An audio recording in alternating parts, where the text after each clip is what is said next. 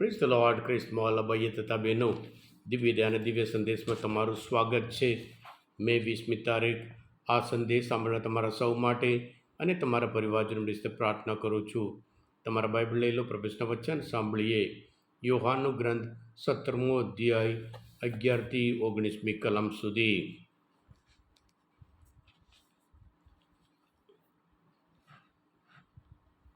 ઈસુએ કહ્યું, હું હવે જગતમાં રહેવાનો નથી, પણ તમે જગતમાં રહેવાના છો. હું તો તારી પાસે આવું છું. હે પાવક પિતા, જેમને તે મને સોંપ્યા છે તેમનું તારા નામને પ્રતાપે રક્ષણ કર, જેથી આપણે જેવા એકરૂપ છીએ તેવા તેઓ પણ એકરૂપ થાય. હું તેમની સાથે હતો ત્યાં સુધી તો તે મને સોંપેલાવાનું તારા નામને પ્રતાપે હું રક્ષણ કરતો હતો. મેં તેમને સાચવ્યા છે અને એકનો વિનાશ થવા દીધો નથી, સિવાય વિનાશ પાત્રનો, જેથી શાસ્ત્ર વચન સાચું પડે. પણ હવે હું તારી પાસે આવું છું અને આ જગત છોડ્યા પહેલાં આ વચનો ઉચ્ચારું છું, જેથી એ લોકો મારો આનંદ પૂર્ણપણે પોતાના અંતરમાં અનુભવી શકે.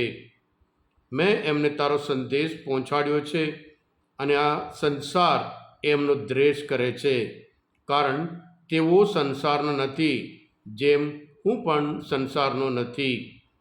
હું એવું નથી માગતો કે તું એમને સંસારમાંથી બહાર લઈ લે, પણ હું તો એવું માગું છું કે તું એમને દુષ્ટ આત્માઓથી બચાવ.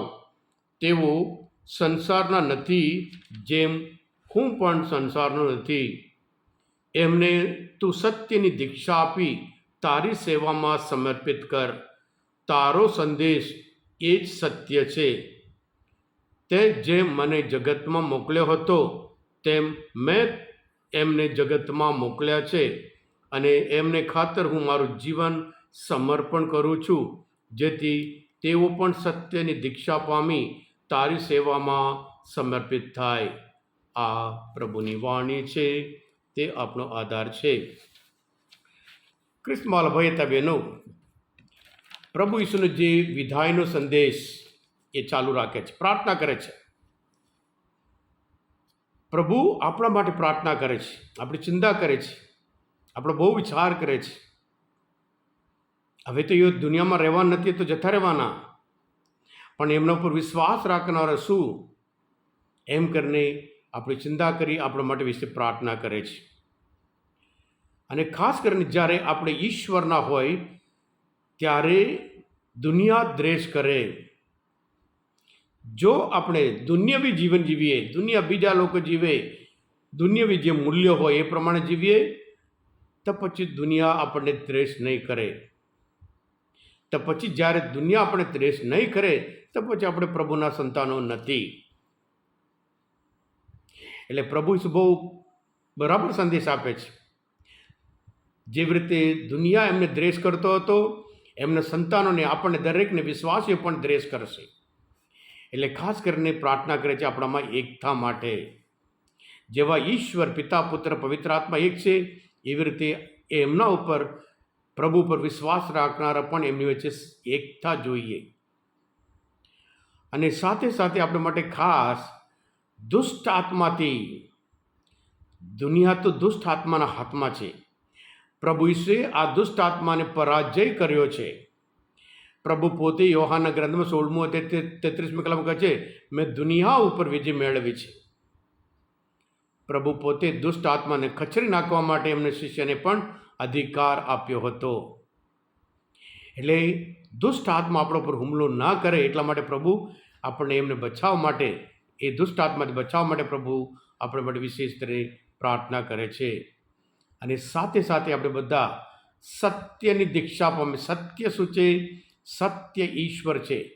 ઈશ્વરનો સંદેશ આજના શુભ સંદેશમાં કહે છે, તારો સંદેશ એ સત્ય છે. જ્યારે આપણે સત્યની દીક્ષા પામી આપણું જીવન સમર્પિત કરી હંમેશા પ્રભુમય જીવન જીવવા માટે પ્રભુ આપણા માટે પ્રાર્થના કરે છે.